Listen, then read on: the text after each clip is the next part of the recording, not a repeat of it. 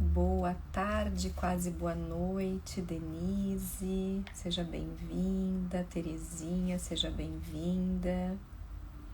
Tiago, boa noite, bem-vindos. A Viviane. Vou esperar um pouquinho mais as pessoas ir chegando. Acho que é o momento que as pessoas estão saindo do trabalho. Hoje eu falo aqui de Novo Hamburgo, no Rio Grande do Sul, não estou em Florianópolis. Vim passar a semana por aqui. Olha a Rê chegando aí, bem-vinda, Rê. A Dai também, que vai estar conosco, já entrou aqui. Maísa. Então, a live de hoje, desejo boa tarde, quase boa noite para todos vocês que estão chegando aqui. A live de hoje tem este tema que eu já fixei aqui embaixo nos comentários. Iremos falar sobre suicídio, como lidar com a perda do cônjuge. E por que nesse momento nesse momento escolhi especificamente este tema, né, com a perda do cônjuge? Porque a Daiane Belchor, que também é minha colega consteladora familiar e mentora de mulheres, teve uma experiência na vida dela. E a gente sabe que quando a gente tem um namorado, um casamento, um noivado, a gente vive muitas expectativas, especialmente nesse mundo feminino que a Dai está super acostumada aí como mentora de mulheres. Então, nesse momento, eu quero dizer para vocês que por que o suicídio é considerado um luto prolongado e, por vezes, complicado. Perder um ente querido, perder quem amamos, já é extremamente difícil. E perder desta maneira, pelo suicídio, se torna ainda mais doloroso, porque existe uma ambiguidade de sentimentos que é vivenciado por aqueles que estão próximos, familiares, amigos, cônjuge. Existe uma ambiguidade de sentimentos, existe uma cobrança muito forte, especialmente quando as pessoas se responsabilizam por esse ato, se cobrando no sentido assim de que por como que eu não vi, se eu tivesse visto, se eu tivesse falado, se eu tivesse, né? Então isso seria de alguma maneira expressando mais ainda aquele sentimento de culpa que faz com que a gente possa ficar por mais tempo nesse processo de luto. Então eu vou me apresentar rapidamente para depois poder chamar a Dai também. Eu sou Roberta Heiser Barney Schein, conhecida mais como Roberta Barney para abreviar, mas sou psicóloga clínica, especialista em psicologia transpessoal, especialista em luto há 18 anos. Sou também consteladora sistêmica familiar, onde eu conheci a Dai, foi onde eu estudei no Raízes Instituto, onde eu fiz a minha formação. Sou professora especialista em luto do treinamento avançado em luto sistêmico, também supervisora no grupo de mentoria do luto sistêmico, e foi toda uma nova abordagem que eu fui trabalhando quando eu conheci as constelações, quando eu trouxe as constelações para o meu trabalho já com luto, que já faziam 18 anos que eu vinha nesta caminhada. Sou formada também tenho formação em psicologia hospitalar, em cuidados paliativos. Então esta área do luto é uma área que ela abrange muito a minha parte de psicoterapia também, além das constelações familiares, que é uma grande ferramenta. E nesse momento a gente traz esse assunto não somente porque estamos no Setembro Amarelo, mas sim porque a prevenção ao suicídio ela é importantíssima ao longo de todo o ano, todos os dias do ano. Então eu vou chamar a Dai para que ela possa se apresentar e aí a gente vai iniciar essa nossa live que vai ser bem especial. Deixa eu chamar ela aqui.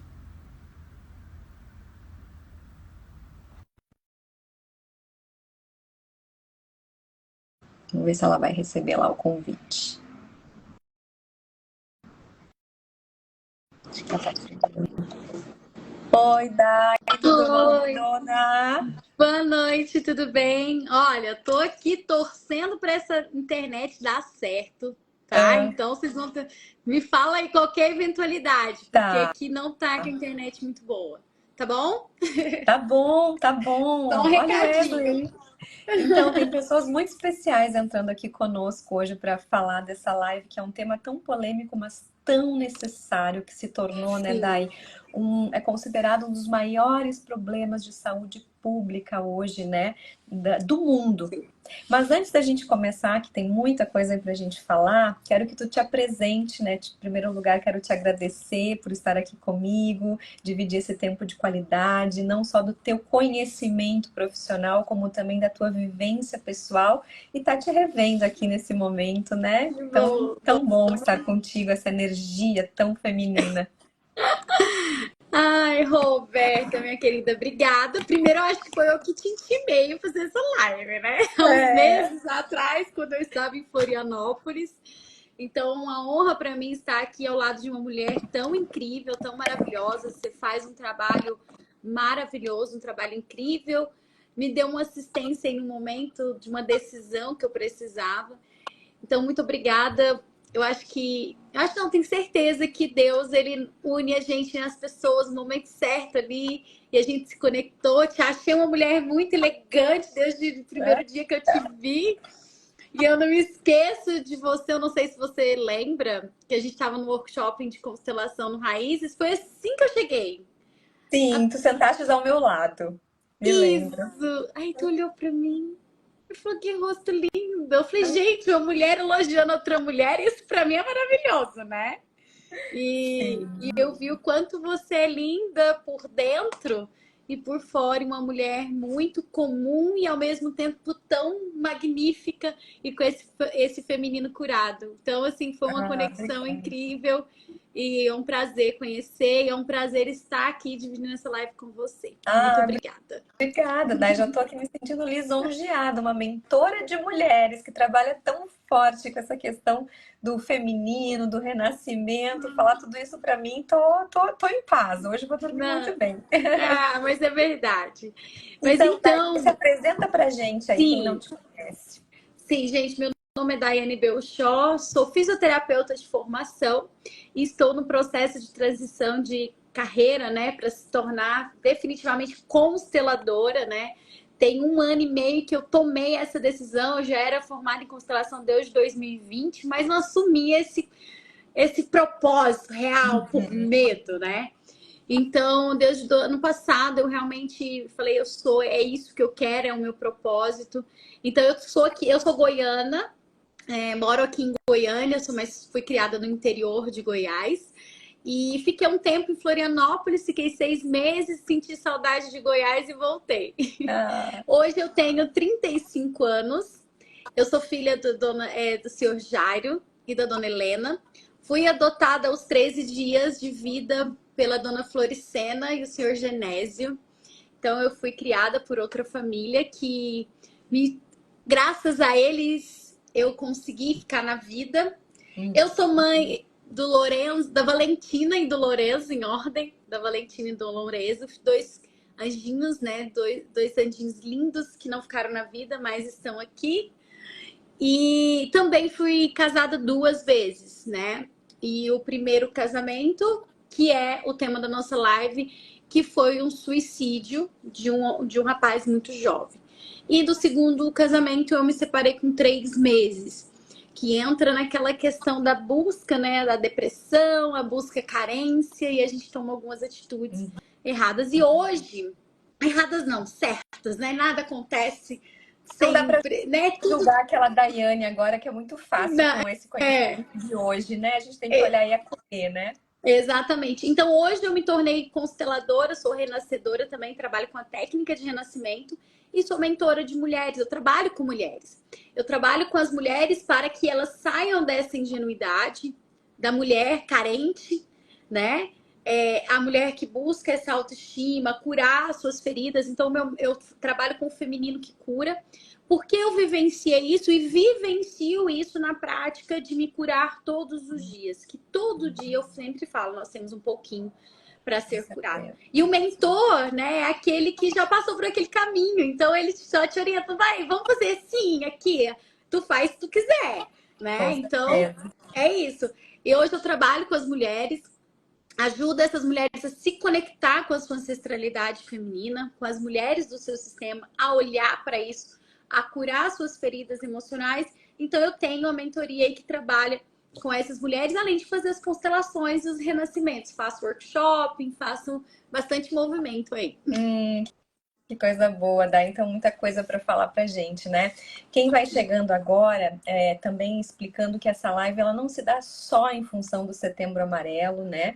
Mas sim desse problema, do maior problema de saúde pública do mundo que a gente enfrenta hoje, que isso deveria ser falado todos os meses do ano, que é em relação ao suicídio. Esse processo, essa perda tão dolorosa que cada vez mais, infelizmente, as famílias aí enfrentam. Hoje, dados da Organização Mundial da Saúde nos trazem que 800 mil pessoas por ano cometem o suicídio.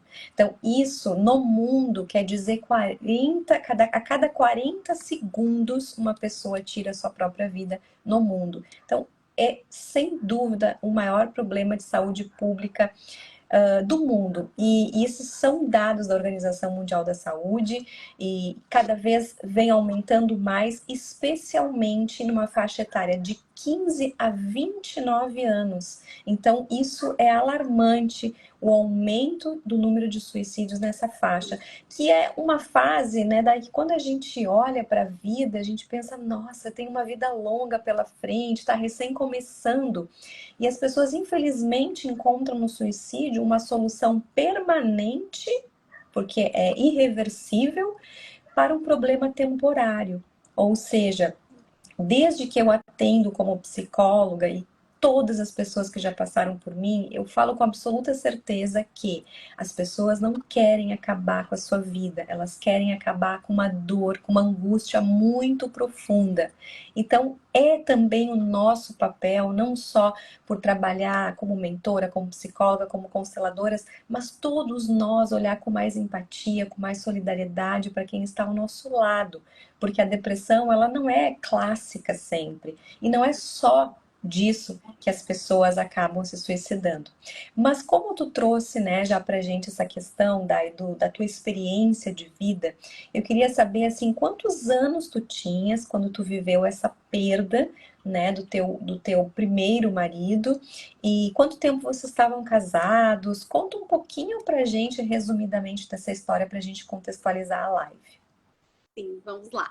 Antes de tudo, eu vou aqui ficar à vontade e pedir para os nossos seguidores, meu e teu aí, mandar o aviãozinho para convidar o pessoal para essa live, gente. Essa Com live é certeza. muito importante, então não dá para deixar de compartilhar, tá? Então, aperta o coraçãozinho para os nossos seguidores saberem, estarem aqui conosco. Manda os Manda aviãozinhos, um convidam. É porque é uma live muito importante. E se você quer semear na vida de alguém, você compartilhe conteúdos bons. Talvez vocês não são psicólogos, não são terapeutas, mas vocês podem contribuir com as pessoas mandando essa live. Então, vou convidar vocês para fazerem isso, tá? Mas, sempre tem então, alguém precisando escutar isso, né?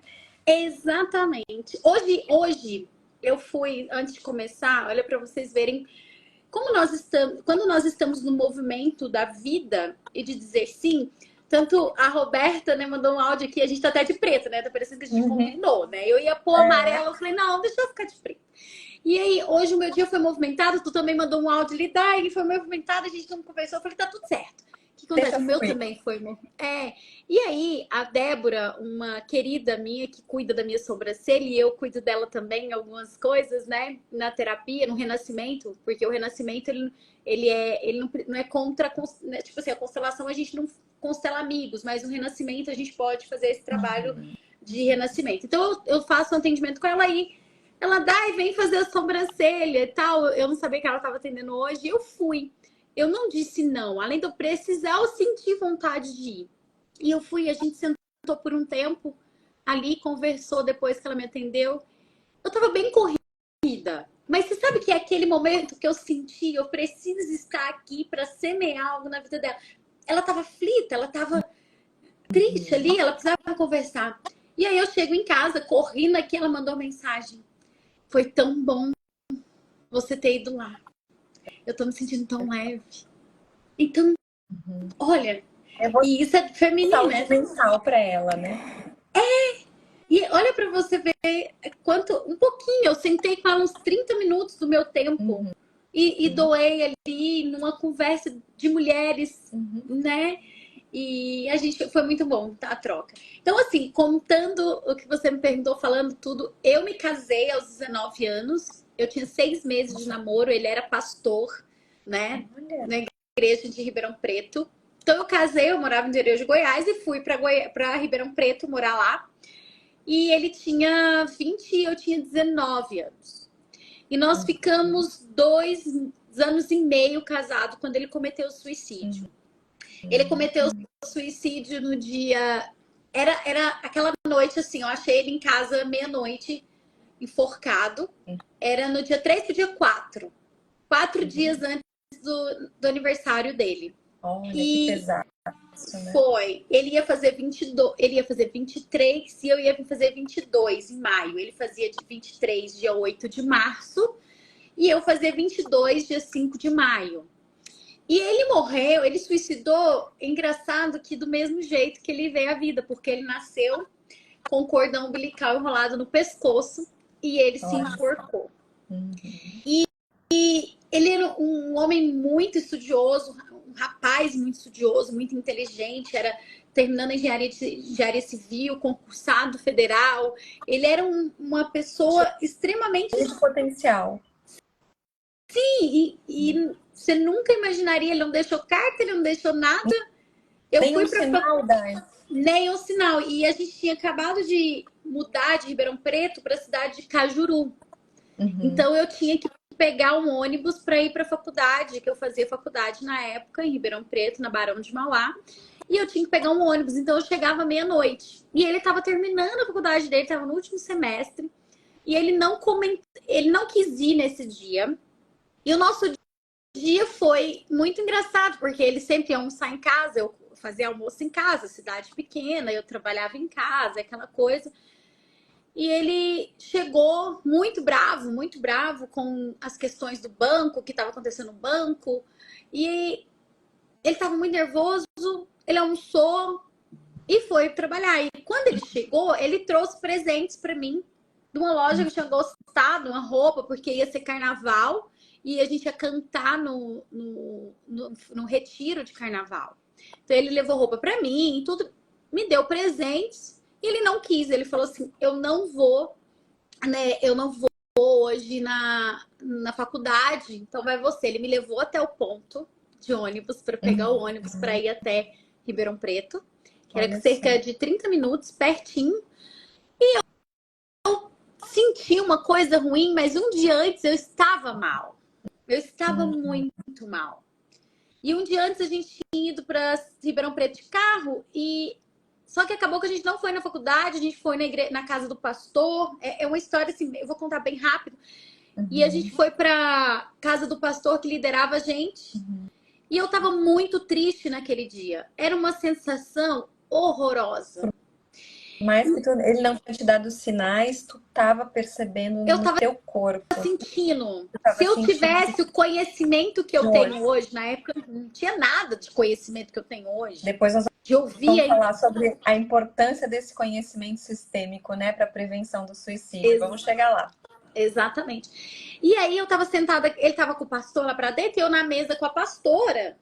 E aí eu falei assim, ele chegou pra mim e me chamava só de princesa. Ele, princesa, o que foi? Eu falei, eu tô numa angústia no peito, uma coisa ruim. E eu confundia que era porque eu tinha faltado à faculdade, eu não gostava de faltar à faculdade. E ele, não, tá tudo bem. Aí a gente saiu pra comer uma pizza. Saímos pra comer pizza, todo mundo junto. Aí eu virei pra ele e falei assim, meu bem, vamos lá ver a tua mãe? Eu tô querendo ver a minha sogra. Isso já era 11h30 da noite. E ele, então vamos. E a gente foi. A gente tinha a chave da casa. Ela levou um susto, porque a gente chegou lá quase meia-noite. Ela não entendeu nada. Isso um dia antes. Um dia antes dele se suicidar. E ela e o marido dela, o pai dele, trabalhava de guarda noturno. Então ele não estava em casa. Eu deitei com ela na cama, porque nossa convivência no começo foi péssima, mas depois foi melhorando. E aí eu fora da postura, né? Oh, a Sim, visão no teu sistêmica é lugar, muito importante. no teu lugar, né? É, fora do meu lugar na época, assim, tipo, nossa, meu Deus, eu era terrível, meu Deus. Não que eu não Ainda bem que seja tu, ainda, ainda né? bem que tu falou era, né? Porque esse conhecimento faz a gente É, mas realmente tem hora que a evoluir gente sai muito. da postura, né, Roberto? Mas aí a gente vê que tá Ah, fora da postura e volta. somos bem comuns e bem humanas, né? Ainda em evolução, né? Ainda. Exatamente. E aí eu peguei e deitei com ela na cama. Ela, o que você está fazendo? Eu falei, me deu uma saudade da senhora. Foi a última vez que ela viu o filho dela vivo. Olha só, tu convidastes ele para ir para lá, né? Levou ele para se despedir da mãe de uma forma muito inconsciente, porque tu não tava sentindo algo diferente, mas não tinha previsto Não. nada disso, né? E engraçado que no outro dia, ao sair da faculdade, quando minhas amigas da faculdade falaram, Dai, você não tá bem. Eu falei, não tô bem. E eu falei que se eu tivesse de carro, eu tinha ido embora. Eu Uhum, não estou bem. uhum, uhum. Eu tava com angústia no peito. E quando eu saí na porta da faculdade, assim, eu lembro direitinho, Roberto, foi uma coisa muito estranha. Ver um vento tão gelado, O vento da morte. um vento tão gelado, e eu fiquei tão mal, assim, me deu uma Arrepiou. angústia. E eu fiquei gelada. E aí Uhum. eu fui pro ônibus, eles passa na faculdade, nas outras faculdades, pega. E a minha vizinha e o Diogo tinha dito assim, ele chamava Diogo. Me liga pra mim te buscar no ponto se tiver chovendo. Aí eu falei, tá bom. Uhum. Nunca imaginei, Roberta. Ele falou assim, me liga. Sim. Se estiver chovendo, que eu vou te buscar. Isso, ele Exatamente. já tinha cometido suicídio. Não, ele falou isso quando eu fui sair, né? Sim, Eu saí claro. de casa, né? Ele falou assim, quando ele me deixou no ponto, você me Uhum. liga que eu te busco se estiver chovendo. Que era Sim, como muito é que. próximo. Claro. E eu fiz exatamente isso. Quando deu o sinal do celular ali no posto policial antes de entrar na cidade, Gastos. eu liguei porque estava chovendo. E ele não atendeu. Ele não me atendeu. Uhum. Liguei em casa, ele não atendeu. Uhum. E aí eu virei para minha vizinha, a gente era vizinha, eu falei, vamos descer debaixo de chuva? Sim, E ele planejou tudo. Ele tudo. deixou a. Esse tipo de suicídio, de enforcamento, ele é sempre muito preparado, né? Diferente de um surto onde a pessoa se atira de um lugar de uma forma muito impulsiva, ou às vezes um próprio tiro, né? Onde já tem a arma muitas vezes ali à disposição, ou em casa, ou muito próximo, mas a questão do enforcamento realmente é um suicídio bem planejado. Mesmo que ele não tenha dado sinais para ti, ele já vinha pensando nisso há algum tempo, não foi ontem, né? Uhum. E nem passava pela minha cabeça. E é engraçado que ele planejou assim a ponto, ele pôs a chave de fora do portão, o portão era de grade. Eu Pra te destranquei porque a poder. gente só tinha uma chave. A gente era. E aí eu entrei, achei muito estranho que o meu cachorrinho tinha feito cocô e xixi na casa inteira e ele não fazia isso. Andando Olha, pra lá e pra cá. Os cachorrinhos, desesperado, né? eles denunciam, né? Eles Desesperados, denunciam. eles sentem. E eu achei estranho, eu fui procurar ele na casa, chamei nada, e ele chamou ele de brincar de esconde-esconde comigo, de a porta. Eu falei, e fui procurar nos quartos, eram 3 quartos, eu fui procurar na casa. Não Não achou. achei. Uhum.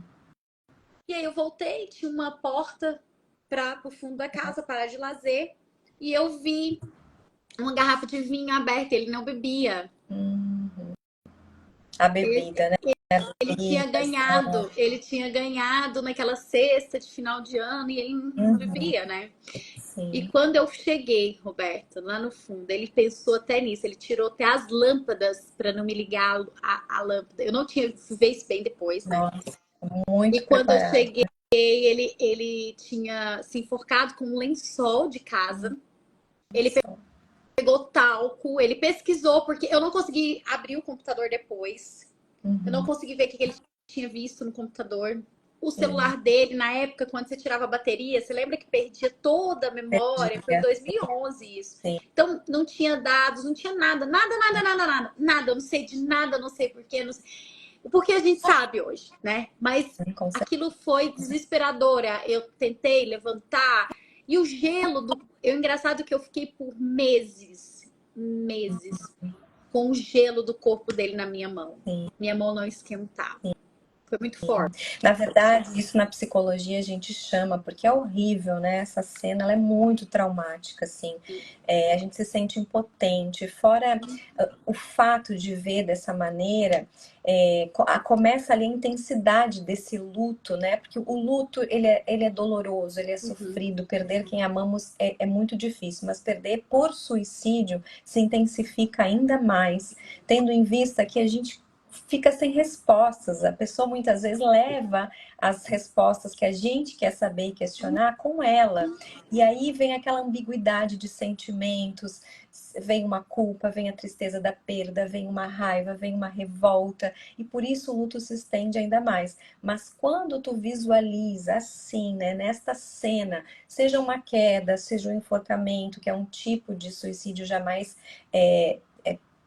como é que eu vou dizer assim? É como tu disseste, a pessoa programa aquilo, ela pensa, ela pesquisa, ele pensou em cada detalhe para te cuidar, mas não pensou como tu iria ficar encontrando ele naquela situação, que é uma situação muito traumática e irreversível. Então, na psicologia, a gente chama isso de estresse pós-traumático. Tu passastes aí 2 meses sentindo o gelo do corpo dele, tamanho impacto emocional que tu sofrestes, e isso muitas vezes leva tempo para que a gente possa, fora a cena, sonhar, os pesadelos, tu tá no trabalho em algum lugar, aquela cena te vem na mente, vem de novo. Então, é muito difícil porque a gente passa o tempo todo com a pessoa na cabeça. A gente só descansa quando tá dormindo. Por isso as pessoas tendem a querer remédio para dormir quando estão enlutadas, porque aí tá dormindo, não tá sentindo a dor, o sofrimento, a autocobrança, né? Então eu imagino como tu ficaste pós isso, e quando tu encontra, é tu que tem que avisar a mãe, familiares e tudo mais, né? Eu acho que eu fiquei com uma raiva, eu acho que eu comentei contigo, né? Eu não vivi o luto. Isso é bem Isso me importante a gente trouxe, trazer. isso me trouxe grandes consequências. Eu acho que eu não precisei de remédio, eu não tomei medicamento para dormir. Eu tinha tanta raiva dele, tanta raiva. E na hora que eu encontrei, eu dei um grito tão grande. Eu acho que essa forma de gritar e de expressar, ela causa, parece, uma libertação também. Tem uma Porque catarse, quando. né? Eu não sei se a psicologia explica isso, Roberta, mas o que aconteceu? Eu dei um grito de socorro! O que você fez comigo? Por que você... Eu gritei que eu acordei a vizinhança inteira. E minha vizinha tinha acabado de entrar. Aí veio ao teu encontro. Aí eu fui, eu lembro que eu gritei, fui, andei, eu falei, não, deixa eu ver se ele tá vivo, que às vezes ele fez isso agora. Eu lembro É o direitinho. estágio E eu fui lá e da levantei negação, ele, ele né? não tava. Eu tive uma força, eu fiz assim, ele não tava. Aí eu voltei. E aí eu saí, eu gritei, eu pus muito tudo pra fora. Eu pus muito pra fora, eu chorei. Aí os vizinhos falaram com a mãe, eu não conseguia. Não Mas eu não consegui. esqueço de uma coisa que eu tive que trabalhar na terapia, em regressão de memória para esse momento, que o tio dele chegou e me olhava e me acusava que aquilo era culpa minha, o que eu tinha feito. Nossa, além de tudo que tu vivenciaste, ainda passar por isso. E naquele momento eu tava sem mãe, sem pai, sem tio, não tinha ninguém da minha família ali. Então eu me vi sozinha, com a família dele me acusando de algo que eu não sabia, porque nem brigar a gente estava brigado, porque vocês estavam felizes, iniciando um casamento cheio de planos. A gente tinha passado por momentos difíceis lá atrás, a gente procurou terapia de casal, a gente fez. Nós não vivemos maravilhas nos primeiros anos de casado, não, gente, no primeiro ano. Meu Deus! Aquela adaptação tão importante, né? Cada um vem de um sistema familiar e a gente está construindo um outro. E aí duas a gente crianças, né? Sim, imagina tão jovem. mas essa idade que tu falas, que ele cometeu o suicídio, exatamente é o que traz hoje a Organização Mundial da Saúde. O índice de suicídio aumentou drasticamente de 15 a 29 anos. Então, por isso a nossa live também é muito importante que as pessoas que não estão bem peçam ajuda, demonstrem os seus sentimentos. É muito importante nós termos lares e famílias, família de origem, que a gente possa conversar sobre a nossa emocionalidade, que a gente possa pedir para ir num psicólogo, num psiquiatra. Isso não é mais para quem é doente ou para isso, para aquilo. Hoje é prevenção da saúde. Eu sei que eu sou suspeita para falar como psicóloga, mas eu já fiz terapia há muito tempo. Os jovens, adolescentes hoje precisam disso, porque o mundo está muito difícil de a gente poder habitar. Existem muitos estímulos, as redes sociais, enfim, não é ainda desta época que tu está relatando, mas olha, tu tão jovem, né? E quantos namorados e namoradas ficam traumatizados com o primeiro relacionamento, muitas vezes enfrentando. A gente chama isso de pós-venção ao suicídio. São as pessoas que sobrevivem emocionalmente falando pela perda, né? Porque dentro de uma pessoa que falece, tem no mínimo 10 em sofrimento ali ao redor, no mínimo, né? Então, isso realmente é algo que a gente precisa compartilhar, essa prevenção ao suicídio e ter certeza que as pessoas não querem acabar com a sua vida, elas querem acabar com alguma dor. E aí, Dai, abrindo aqui um parênteses, falando um pouquinho do sistêmico, a gente sabe a importância daquela frase, eu vejo você.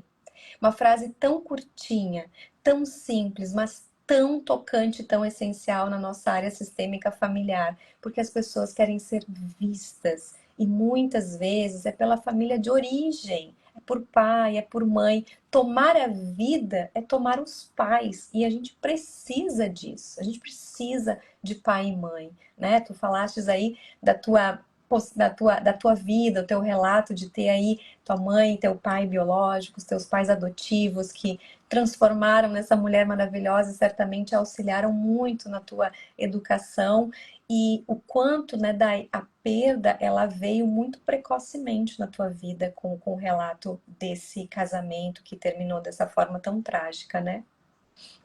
Sim, sim, foi bem desafiador esse momento.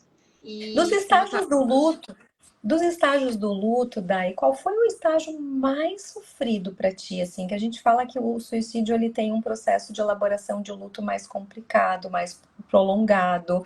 A pessoa fica muito traumatizada para se relacionar de novo. A gente começa a ter mecanismos de defesa, mesmo desejando se relacionar e seguir a vida depois de um tempo, a gente fica preso ali, né? Porque não é mais a morte do outro, mas sim o que ficou meu preso lá. E aí entra o teu Então, feminino, né? eu fiquei na raiva por muito tempo. Na raiva, e eu só fui conseguir liberar essa raiva que eu tinha dele com 30 anos. Eu fiquei viúva com 21. Nossa, 9 anos depois. 9 anos. E nesse tempo de 9 anos, tu chegaste a se relacionar novamente Sim, ou não? eu cheguei a relacionar com o pai do Lorenzo, foi o meu relacionamento mais longo. Uhum. Mas aí eu vejo que além de ter aquela questão do nome, né? Que eu também fiquei com o nome dele por 13 anos, o sobrenome dele. Uhum. E o juiz já tinha liberado, o juiz já tinha liberado eu tirar o nome, mas eu não tirava. Uhum. E inconscientemente, porque eu ainda estava casada com ele, eu não Olha tinha nem só. ideia. E aí, Ainda o que tinha que um processo aconteceu? de negação aí, né? Aí, o que que aconteceu? Eu tive o pai do Lorenzo. Aí, nesse relacionamento, veio a depressão e a tentativa de suicídio também. Porque eu tratei com bipolaridade e depressão. Eu tomei carbolítio 900 miligramas, tomei alento 150 miligramas. Então, eu fiz esse Estava tratamento muito durante... bem amparada, né? A importância da psiquiatria de buscar esse recurso para além da psicologia, Isso. porque sim, depressão é algo muito sério, muito profundo, nem sempre ela é clássica, por vezes as pessoas estão bem externamente, mas não internamente, já vem com problema crônico, onde elas acham que não tem mais solução, estão se sentindo desesperançosas. E aí é importante a medicação, mesmo que seja algo temporário, por vezes não é algo crônico, mas é uma necessidade de sobrevivência. Em primeiro lugar, é tirar a pessoa da zona de risco. Sim. E aí, o psicólogo não pode medicar. Então, é muito importante os psicólogos terem a mente aberta de ver, de detectar a necessidade de um tratamento em paralelo com algum profissional da área da psiquiatria que possa entrar com essas medicações que tu estás falando, que é importantíssimo. Muito. E, claro, para outros diagnósticos, outras medicações que trabalham diretamente no sistema nervoso central. Por isso que a gente sabe da importância desses resultados. É questão de sobrevivência nesse caso de suicídio, né? Sim. Eu fiquei durante esses dois anos em tratamento, até que eu casei novamente. E nesse casamento eu coloquei o nome do segundo marido e junto com o cara. Então eu chamava Daiane Monique. Tirou o nome do primeiro marido e botou do segundo. Não, Olha, não tirei. Eu casei. Eu tava casada com 2 homens. Olha só. Só que eu descobri que eu tava casada com 3. Depois, eu vou te contar. Tá bom, meu Deus, que emaranhamento essa mulher. E foi esse nome que fez a gente se aproximar lá no Raiz, né? Quando você veio perguntar sobre isso. Eu chamava Daiane Monique Belchor de Matos Carota Teles. Olha o tamanho do nome. Do emaranhamento. Com todo respeito aos ancestrais deles, né? O sobrenome deles, desses homens, mas um emaranhamento pra ti. Enorme. Aí eu divorciei do segundo, que ficamos 3 meses casados, tirei o Teres, mas o Carota continuou. E aí, dentro de um módulo de constelação, antes de eu conversar com você, eu tava em São Paulo, antes de ir pra Floripa, eu fiz o módulo em São Paulo, que a minha turma é de São Paulo, e fui seguindo pra Floripa. Lá, a Marinês foi falar sobre nomes. E eu sentei para conversar com ela na cadeira e eu falei assim, então, meus três maridos, eu falei assim, inconscientemente eu soltei isso.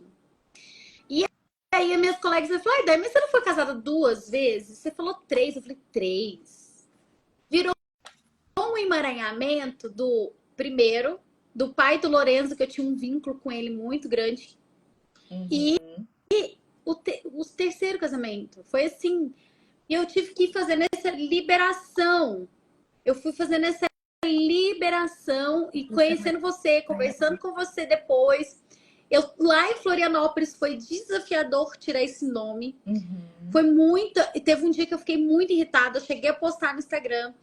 Porque tinha liberação do juiz, mas o pessoal precisava de outra certidão. E foi muito difícil. Eu poderia ter dizido assim, não vou mais tirar. Sim, deixa assim. Deixa assim. Interessante que tu falaste antes que o teu processo, primeiro foi aquela negação que é muito imediata, né? Tu foi ver se ele estava vivo ainda. Só que como o suicídio é algo tão intenso, a negação ela cai muito rápido. E aí tu entrou na raiva, que é o segundo estágio. Quando tu estava relatando antes o fato lá acontecido, tu disse, eu fiquei muito tempo com essa raiva. E aí, olha o sentimento que veio quando tu precisou liberar um nome. Ainda tinha raiva ali para ser esgotado. Então, o campo fez esse movimento de, burocraticamente, dificultar, digamos assim, mas foi ali que então tu liberou o resto dessa raiva, porque acredito também que tu teve sentimentos de se sentir abandonada, rejeitada. Olha aí, ó, tem gente te elogiando, a Daiane é linda, o Daniel. O Daniel, meu seguidor de tantos anos, me segue aqui, segue todos os meus conteúdos, ele é uma graça. Meu amor. E, gente, também quem está nos acompanhando e quiser perguntar alguma coisa, pode colocar aí. Até eu vi um comentário aqui, deixa eu voltar pra gente... Foi da minha sobrinha. Ela era xodó do Diogo. Ela tinha 5 anos. A Pamela, ela sofreu muito porque ela estava na escolinha quando ficou sabendo que o tio Diogo tinha morrido. Ela tinha 7 anos, eu acho, na época. E ela era xodó, ela passava todas as férias com a gente. Ela entrou com as alianças, ela tinha 5 aninhos de idade. Oh, que amor. Então, aí ela diz a mãe dela, diz a professora e tudo, que ela esmurrava o caderno, meu tio Diogo, não, meu tio Diogo, não. E aí, quando eu fui para Catalão, ela tinha escrito no caderno um coração com o tio Diogo, uma frase linda de criança. Então, para Uhum. ela também foi Foi doloroso, traumático. foi É, traumático, porque ela amava esse tio Diogo, sim. sabe? E é muito interessante o que ela escreveu. Ela escreveu assim: ninguém nunca imaginava que isso iria acontecer. Ele era tão alegre, inteligente, sorria sempre. Este é o relato de muitas pessoas. Como isso aconteceu? Se ela estava feliz, se ele estava feliz. Então, isso mostra que existe o que a gente chama de depressão mascarada. Não é uma depressão clássica. Por vezes, a pessoa busca ainda tentar um sentido na vida dela, mas existe um vazio de algo, de alguém que ela busca, que ela não está conseguindo preencher. Na visão sistêmica, a gente também sabe que, por vezes, ela está seguindo alguém que já faleceu, óbvio que é de uma forma muito inconsciente, alguém que ela amava ou que ela honrava. E aí, tendo uma dor crônica nesse momento da vida, as coisas vão se unindo e acaba nesse fato, né? Por isso, como é importante a gente olhar para nossa alegria e ver se ela não é um mecanismo de defesa, se não é algo reativo que eu estou de alguma maneira buscando ou querendo encontrar um sentido que para mim já não tem mais. E às vezes a pessoa traz, né, esse comportamento reverso para esconder também uma tristeza, né? Eu fiz isso, né? Eu fiz isso quando No teu depois do luto, meu... né? Não foi nem no meu luto. Não foi, eu tive, desculpa, eu tô com uma dor aqui. Eu tive depressão novamente depois que eu divorciei. E eu tive, mas eu não aceitava tomar medicamentos. Uhum. Eu voltei com um antigo relacionamento meu com o pai do Lorenzo, vim para Goiás.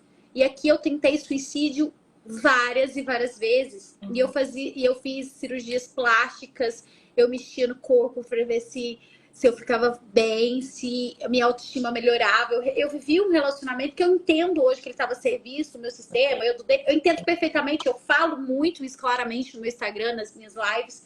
Sim. E eu mascarava isso com festas, Uhum. bebia, cirurgia plástica. Que quando eu fiz uma plástica, eu vejo tantas mulheres, eu não sou contra plástica, que eu adoro, que tá bonita, gosto, mas pelos motivos certos. Motivos certos, exatamente. Não para esconder algo. Não era Para se fora, era dentro, né? Porque é uma é doença da dentro. alma, né? É uma doença da alma. Então, quando eu fiz com a minha cirurgia em 2019, antes de buscar o autoconhecimento e a cura, eu fiz uma lipoaspiração, troquei prótese e tudo. Com um mês eu tentei suicidar. Olha só. Não era Um isso, mês. né? Não era isso. É, Até que eu é a fui ilusão. no... É ilusão. Eu fui no fundo do poço, Roberta, mais uma vez.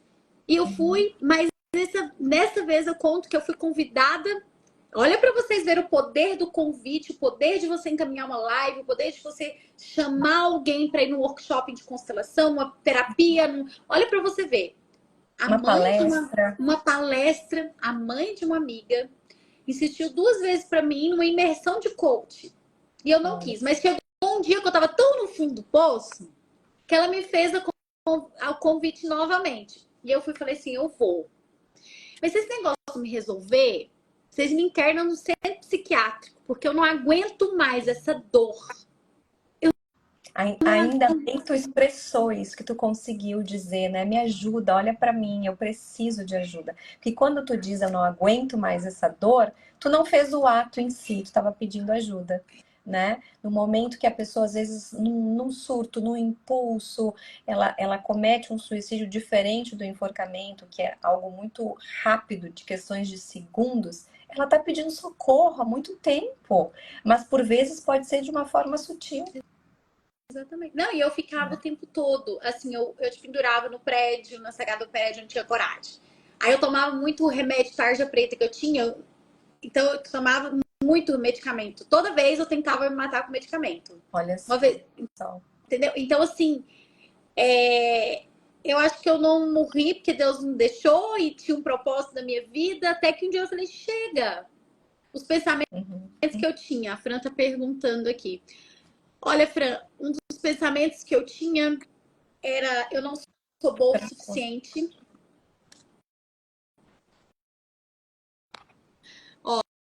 Isso aí, Fran, eu vou te responder a primeira pergunta e a Roberta te responde a outra como psicóloga, tá? Uhum, uhum, O que que eu tinha o pensamento de não ser o suficiente.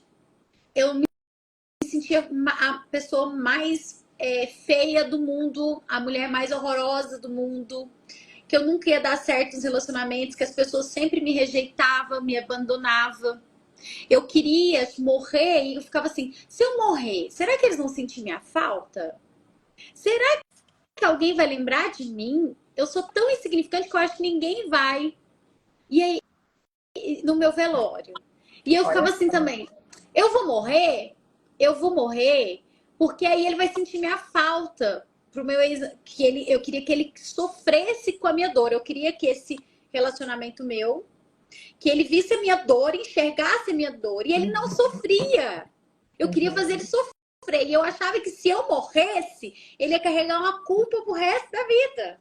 Esse era o meu pensamento. E tem muito disso, né? Porque a gente vê também muito assim, né? Quem é que nos dá a vida? Os pais, né? Os nossos pais são nossa fonte maior. Então, o que que um pai e uma mãe mais quer para os filhos, se não ver eles felizes, realizados dentro daquilo que eles buscam? Então, quer uma dor maior do que uma mãe que pariu esse filho, né? Que esperou, que desejou esse filho ver que o filho preferiu não a vida que ela deu, e sim a morte, tem algo inconsciente aí, tem alguma dor que também se quer deixar. E aí tu traz muito, Dai, o quanto tu não se sentia vista, né? E aí depois a gente quer que o cônjuge nos veja dessa forma, mas isso é para os nossos pais. Não é ele que vai pagar essas faltas. E aqui a gente fala também com todo o conhecimento sistêmico de que os pais, mãe, pai, são homens e mulheres humanos, comuns, imperfeitos, como todos nós que estamos aqui nesse processo de busca e evolução. No entanto, é muito importante, mais do que a presença dos pais, hoje a conexão. Porque a internet faz esses jovens adolescentes viajarem o mundo, e eles vão muito longe em lugares que eles não deveriam estar indo. Então, isso é responsabilidade dos pais, ter sim este cuidado. Quanto mais o pai e a mãe estiverem presentes, no sentido de conexão, não cada um no seu quarto, no seu computador ou no Uhum. seu celular, mais aquele adolescente, aquele jovem vai se sentir visto, amado, validado, valorizado.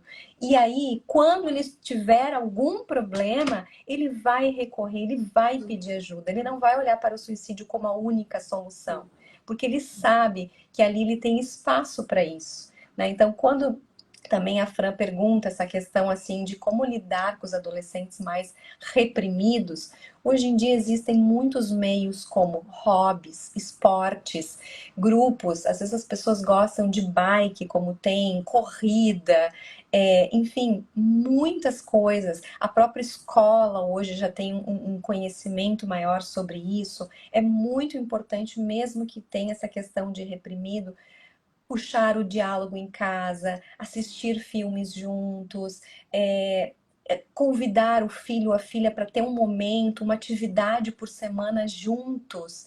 Sei lá, pode ser, se for menina, aula de dança, teatro, dentro da musicalidade, tem tantos instrumentos que a gente começa a se expressar de outras formas, se tem essa dificuldade de falar.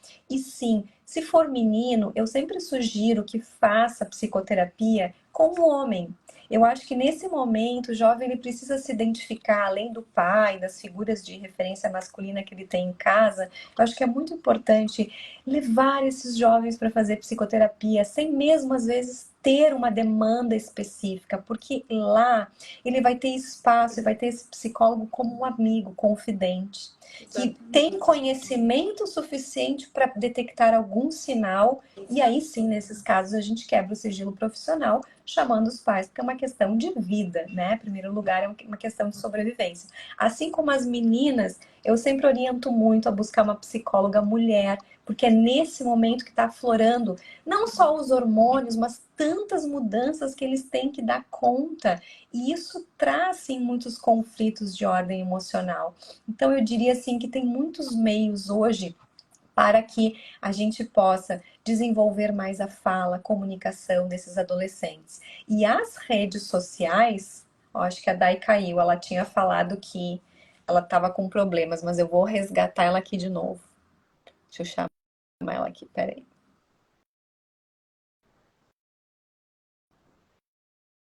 Aqui, já enviei o convite, daqui a pouco ela entra. Vamos ver se ela vai conseguir voltar. No começo da live, quem não estava aqui, ela tinha avisado que ela estava com uma oscilação de internet. Vamos ver se ela consegue retornar. Mas eu estava dizendo, em especial para os papais, para as mamães, que nenhuma rede social, nenhuma tecnologia substitui o colo de uma mãe e de um pai. E não importa a idade, nós sempre precisamos e gostamos muito desse olhar da nossa mãe, do nosso pai, dos nossos familiares próximos, o convívio com avós, quem tem, é muito importante, é muito saudável. Tudo isso vai fazendo com que os adolescentes possam se abrir, tanto quanto, por vezes, eles podem se abrir também para um profissional da área da saúde. Então, muitas vezes hoje, agora deu um sinalzinho aqui que a Dai não está conseguindo. Deixa eu cancelar e convidar de novo. Vamos ver. Vamos ver se ela aparece aqui. Quem tá aqui, tá conseguindo? Ah, voltou, te resgatei. Eu tava falando te muito ouvindo. dessa... Eu tava te ouvindo. Ah, tu tava? Então tá. Eu quero voltar aqui um pouquinho, Dai, antes da gente continuar, para ver se tem mais alguém. Teve uma pessoa que perguntou para nós aqui, eu senti algo sobre quando vê o filho sofrendo. A pergunta é: por quem ele está sofrendo? Você já fez essa pergunta? Ele está sofrendo por quem? E pode ser Como é de tua uma forma inconsciente, inconsciente? né? Como é a tua relação com o pai do seu filho? Acho que era um filho ou uma filha. Quem tiver aqui que fez essa pergunta, escreva de novo. Como é a tua relação? Como você vê o pai? Ou eu tô falando de uma forma sistêmica agora, né? E também, será que ele tá sofrendo por quem? Por um irmão que não ficou na vida? Por alguém que não tá incluído e foi excluído? Então, eu tô falando como consteladora, me veio essa pergunta. Sim. Você fazer para ele, talvez você possa só olhar, às vezes se você falar nos olhos e verbalizar, ele não vai entender muito. Mas se você olhar nos olhos e ficar em silêncio, e olhar e falar por quem você está sofrendo. Que dor é essa? Que dor de onde ela vem? É essa? Porque as crianças, até nós, né? Elas têm um amor cego, à beira do abismo. Sacrifício. Eles adoecem e sofrem por amor aos pais. Antes eu do que você. Antes eu morra do que você. Então também nós podemos falar sobre o suicídio, que olhando numa visão sistêmica, ó, por quem não cheguei à resposta, mas o pai estou buscando resgatar essa relação. Foi eu que... Isso, foi você que votou, realmente, a Carla. Então, Carla, é um movimento que você precisa fazer em direção ao pai, ao homem, e separar o homem do pai. Entende? Então, aqui, olhando sistemicamente, antes eu morro, eu suicido em seu lugar, mãe. Porque tem mães que perdem filhos, que entram numa depressão profunda de alma, um aborto espontâneo, e aí ela fica 50% olhando para a morte, aquele sofrimento, e aquela criança que veio antes, ou aquela criança que vem posterior, ela sente essa e ela vai, antes eu, mamãe, morrer do que você. Isso é sistemicamente. E o quanto é importante a gente também acrescentar que na visão sistêmica, homem e mulher se separam, mas os pais nunca se separam. Porque o seu filho é 50% você e 50% esposo ou ex, não importa, mas aquele pai não existe ex-pai, não existe ex-origem. Então, por vezes, essas doenças, a depressão, sintomas recorrentes, enfim, na visão sistêmica, elas estão a serviço de algo, elas vêm para mostrar, para denunciar algo. Ou seja, muitas vezes as crianças, os adolescentes, de uma forma inconsciente, estão querendo, além de serem olhados, de serem vistos, incluir alguém que foi excluído ou que está afastado. E, de novo, a gente fala muito disso, senão a maioria das vezes acontece de uma forma inconsciente. Então, a depressão na visão sistêmica, claramente ela quer dizer, eu quero morrer. Só que eu quero seguir alguém que já se foi. Ou eu quero incluir alguém, ou eu estou indo a serviço Por alguém, né? desse amor No lugar sacrificial. de alguém, um amor sacrificial.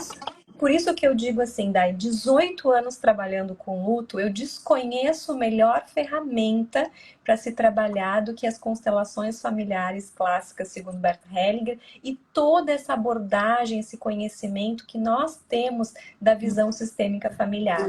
Isso poderia prevenir inúmeros casos. E eu estou nessa área há uns 5 anos. Todos os outros 13 anos eu trabalhei com psicologia transpessoal, regressão de memória, prática de relaxamentos, vivenciais, de visualização.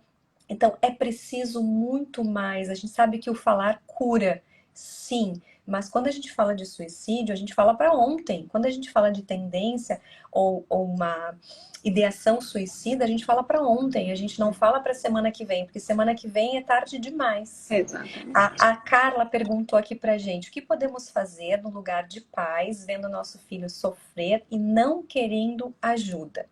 Bom, depende da idade do filho, se for jovem, adolescente, por vezes ele não vai querer mesmo, né? Então, assim, é preciso que, se ele não quer conversar com os pais, se ele não tem essa abertura, leva pela mão, nem que seja numa sessão de psicoterapia ou com psiquiatra. Depois, se ele não quiser e tiver realmente um risco desse suicídio, existem ainda as internações, mas não internações em clínicas psiquiátricas, por vezes até mesmo hospitalares, né? Tem clínicas para isso, até que se tire aquela pessoa, aquele filho, do risco de vida. Porque frente ao risco de vida, eu sempre digo, não tem querer. Os pais têm essa... Aí entra a hierarquia também. Quem é grande e quem é pequeno aí, né? É uma questão de sobrevivência, uma questão da validação da vida. Depois se vai olhar para esse emocional, a causa, enfim. Mas o primeiro momento é o resgate da vida. E isso é SOS, quando a gente fala de suicídio, né? E existe também, né? A gente pensa assim, qual o motivo que esse filho não quer ajuda? O que que acontece já nesse sistema familiar que ele não se sente amparado pelas pessoas que são sinônimo, né? Ou deveriam ser significado de amparo, de acolhimento, de apego seguro, como a gente fala. O que que está acontecendo no sistema? Talvez o não querer ajuda já é uma denúncia de algo que vem acontecendo, né?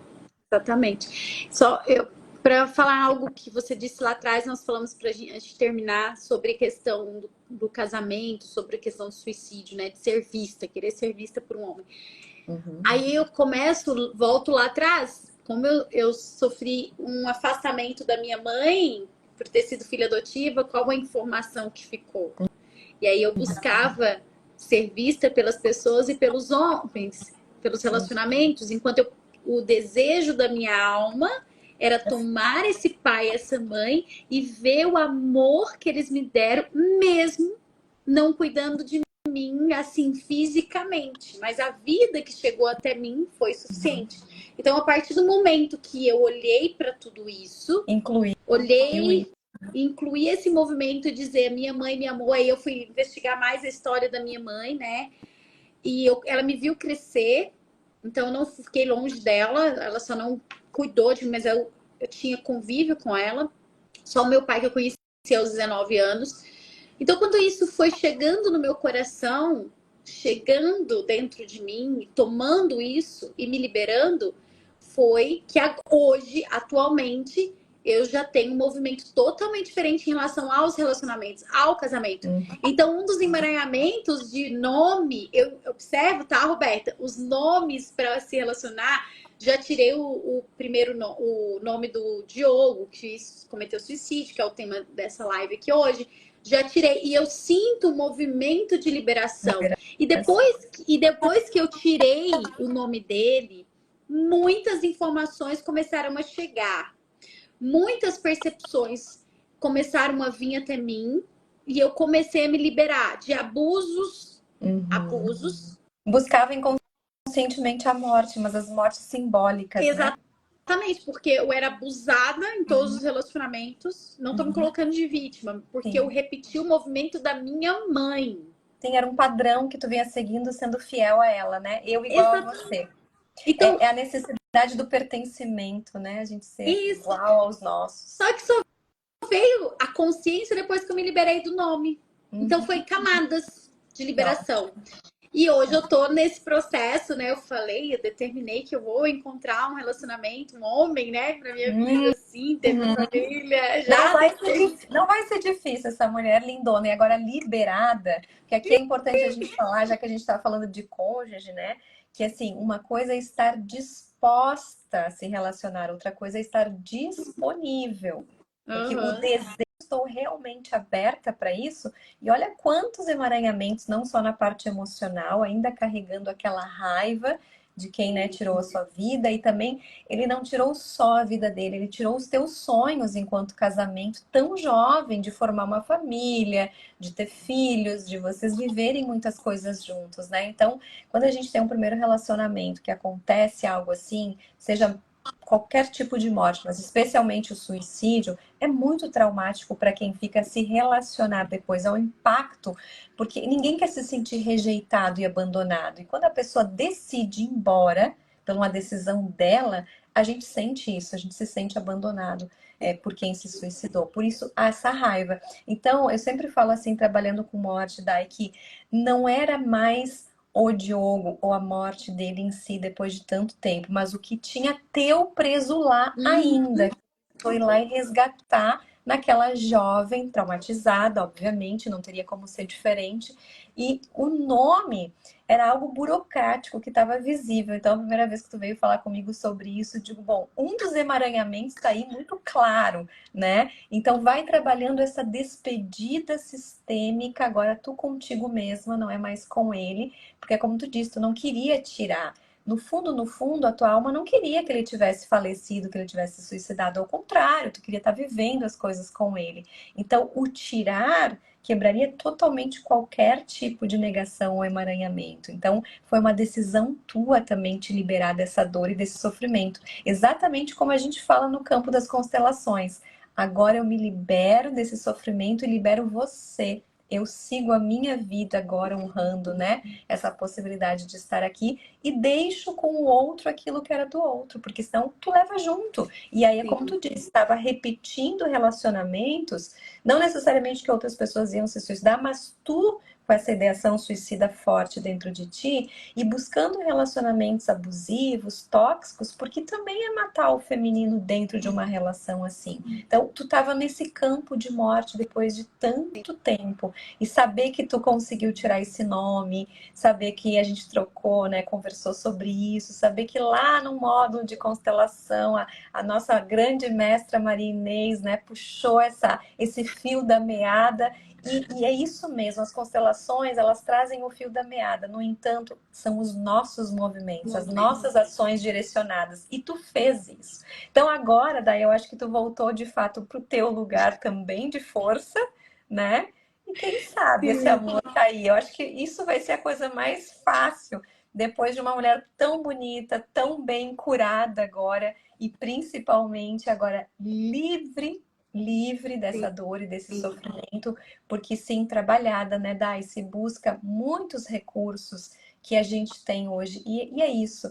Eu sempre digo assim, é maravilhoso para mim, é muito, muito gratificante falar com alguém que um dia pensou em suicídio e hoje está assim, tão curada, tão brilhante, tão feliz e ajudando outras pessoas. Então, esse é o grande propósito. Eu li aqui que a Sandra, uma querida, que eu conheço, ela escreveu, né? Não existe dor maior do que perder alguém para o suicídio. É verdade, porque a gente fica com muitos questionamentos. E principalmente, como eu falei lá no início da live, esse tipo de luto ele é muito mais intenso, prolongado e intenso justamente porque existe um sentimento de culpa, existe um sentimento de cobrança constante de que como é que eu não vi, como é que eu não percebi, se eu tivesse feito isso, se eu tivesse feito aquilo. Então, por que ele se prolonga nesse processo de luto do suicídio? Porque aquele terceiro estágio da negociação e da barganha prende muito as pessoas. É aquele se eu tivesse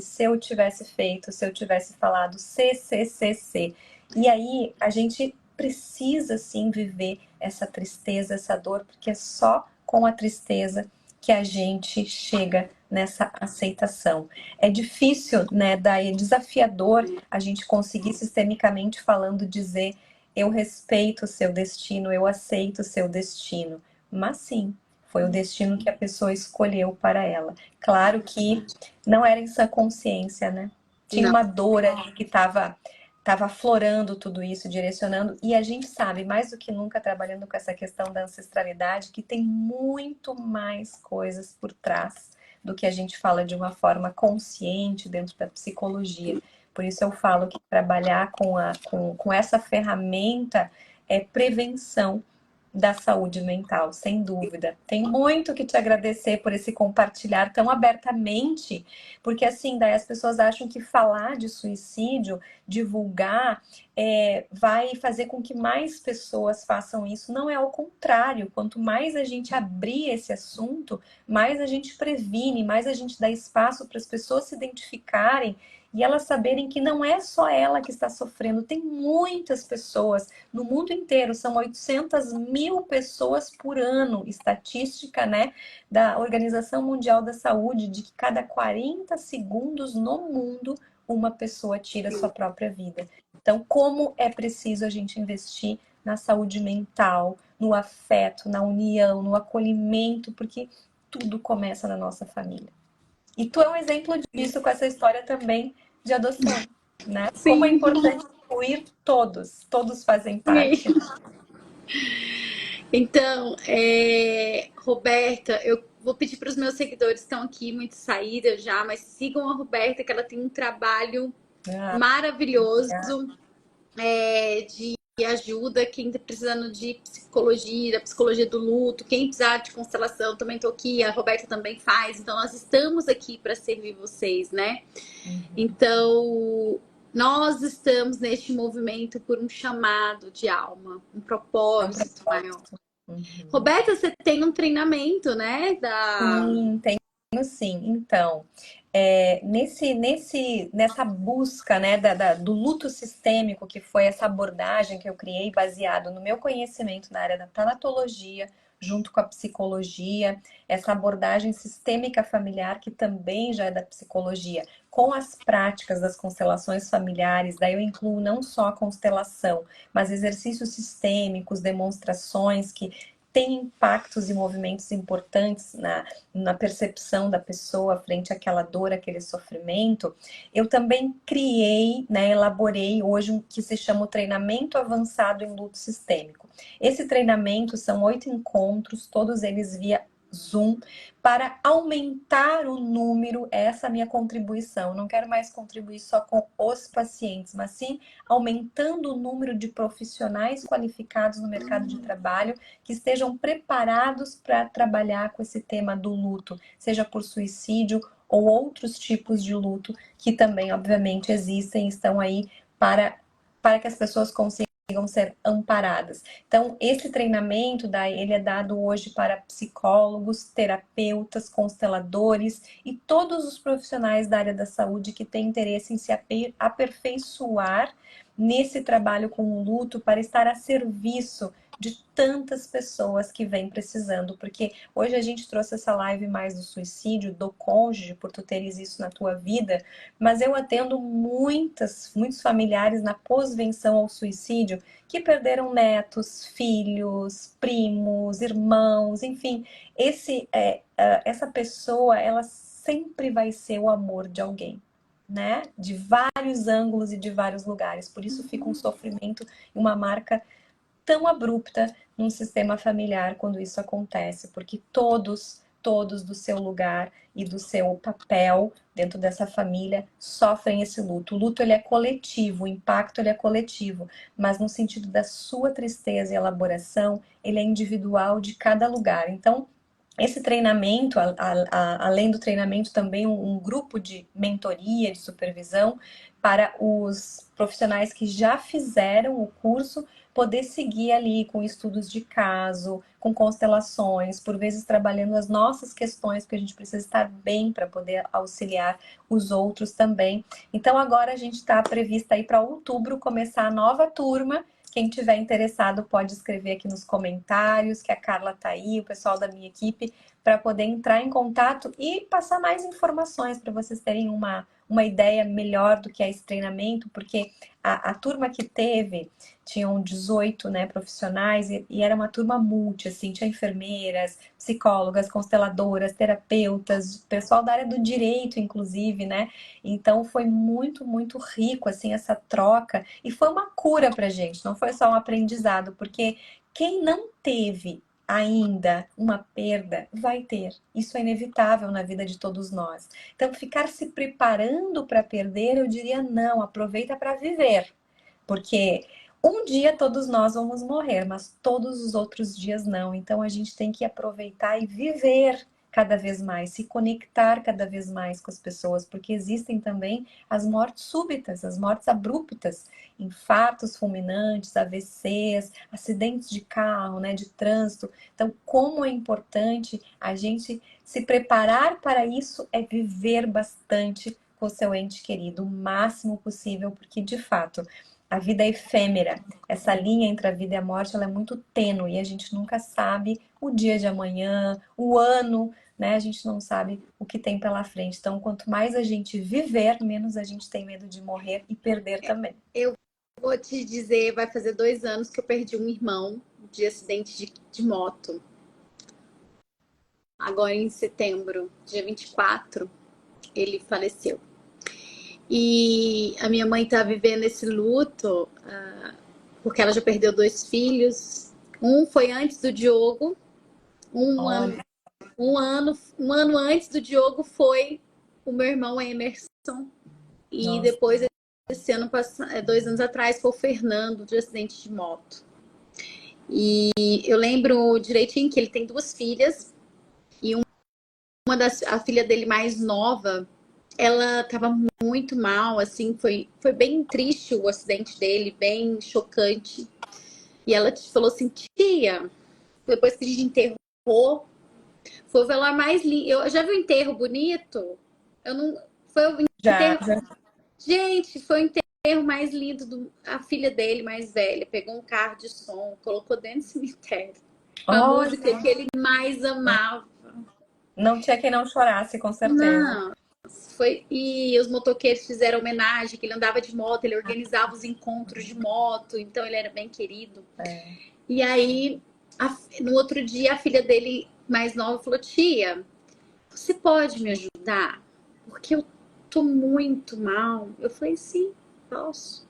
E aí eu levei ela para um parque e lá a gente fez esse movimento de despedida. E era a formatura dela logo em seguida de enfermagem na Federal. Ela tava, o pai todo orgulhoso, né? Ele era um babão com as 2 filhas.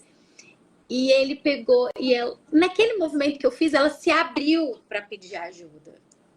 Uhum, uhum. Ela passou por um luto totalmente diferente, viu, Roberta, da irmã. Eu Sim. vejo que ela conseguiu ficar mais firme. A irmã dela mais velha, né? Ela ainda sente mais. Mas a Bruna, depois que eu fiz esse movimento, aí no dia da formatura dela, das fotos, ela fizeram uma camisa. Eu falei, faz uma camisa e São coloca as teu pai lá na foto. homenagens, né? São as homenagens que trazem o alívio da dor e do sofrimento, né? Por isso Isso. que eu também sempre falo para as pessoas que perderam um ente querido de suicídio, faça, honre essa vida ajudando outras, buscando trabalhar. Tem tantas ações sociais, ações comunitárias, grupos de jovens, grupos de casais. Tem muitas possibilidades de a gente poder fazer, nem que seja um pouquinho. Se a gente conseguir ajudar, já é o suficiente, já vai impactando mais e mais. É uma família a menos sofrendo. Isso faz toda a diferença no mundo. Dai, a gente tá uma hora e 15 aqui. Não, a gente deixa a gente Foi a conversar. live mais longa que eu já fiz. Deixa eu te falar uma coisa. Me fugiu aqui a memória. O que eu ia te falar? Ai, me fugiu, que era um tema de uma live pra gente entrar nesse assunto. Ah, lembrei. Nós vamos fazer uma live sobre isso. Eu quero que tu fales pra nós e a gente trazer na abordagem sistêmica sobre dar nomes e fazer homenagens para quem ficou quem morreu de um destino trágico, dar nomes pro descendente. Isso não é bom.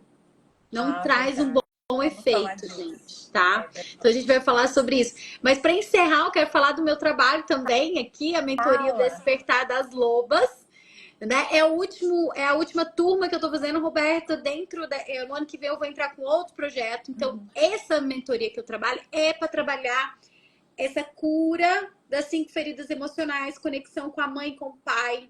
Tem constelação, trabalha a sexualidade, o feminino, tipos de personalidade, trabalho contoterapia, as mulheres sair dessa ingenuidade, a liberação de relacionamentos. Então, todas as ferramentas que eu trabalhei comigo, que eu fui me liberando, e aí eu fiz as formações, eu trago para dentro dessa mentoria. Então, vai começar em outubro. Tô com as inscrições abertas com um bônus, porque eu disse que eu escolho colocar muitas mulheres nessa mentoria para trabalhar vocês, né? Trabalhar esse feminino e se curar. Tem gente que fala assim, ai, Dani, eu quero ser assim, sorridente, leve. Eu falei, deixa eu te falar, eu passo problema, mas eu passo os problemas e passo sorrindo também. Vamos que vamos. E tem um caminho para isso tem também, um caminho, né, Dai? Não é fácil. Gente, é desafiador. Só quem é adulto que toma a decisão, a escolha de ir para o mais, transmutar essa dor e fazer com que essa dor se torne alegria, história de superação, você precisa olhar para ela, tá, vai doer, mas eu vou passar por ela. Sim. E geralmente, né, Dai, a nossa maior dor pode se tornar o nosso maior propósito de vida. Então eu digo que as pessoas, elas também com o tempo, elas têm uma escolha. Ou seguir se ocupando com aquela dor, ou fazer jus àquele fato, àquele acontecimento, em prol de todos os outros descendentes que virão depois, né? Então, eu acho que quando a gente se cura, tem aquela frase do Bert, né, pra gente terminar bem aqui, quando uma mulher se cura, ela não cura somente a ela, mas assim todas as outras que vêm depois, né? Então, o teu trabalho ele é muito direcionado a isso, e tem muitas mulheres que estão com seu feminino morto dentro da própria relação, já que a gente fala de relação conjugal. Então, também, quem aqui é meu seguidor e quer dar uma olhadinha lá no trabalho da Dai, é só buscar ela lá no Insta, que ela trabalha muito em cima disso, sempre muito ativa. Eu quero muito te agradecer, Dai. Vamos fazer essa outra live. A gente tem muito assunto, né, quando se trata disso. Então a gente vai fazendo aí as nossas lives, nossas contribuições também. E as pessoas aqui que estavam nos ouvindo, também se quiserem dar sugestões, pode me escrever lá no direct ou no direct da Dai. E a gente vai conversando. Também se ficou alguma dúvida, alguma pergunta, algo que vocês ainda queiram depois, vai assimilando, nós estamos disponíveis aí para responder e auxiliar da melhor forma possível. Exato. Certo, Dai? Obrigada, minha linda, pela oportunidade. Sinta-se bem abraçada por mim.